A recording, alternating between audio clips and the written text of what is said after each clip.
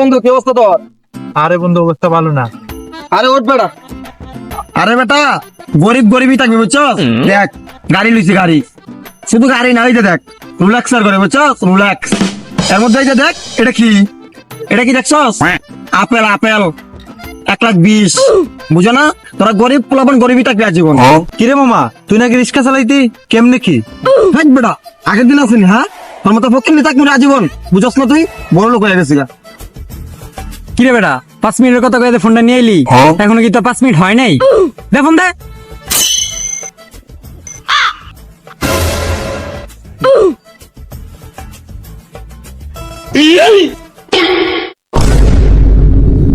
কিরে তুই সাইকেল আর গড়ি নিয়ে কই যাস? দূর বেটা, তুই কোনো কথাই কইস না। তুই জানোস 1 মাস আগে আমার সাইকেল আর গড়ি নিয়ে গেছে, এখনো দেওয়ার কোনো নাম গন্ধ নাই। এখন নিয়ে যাইতেছি জোর কইরা।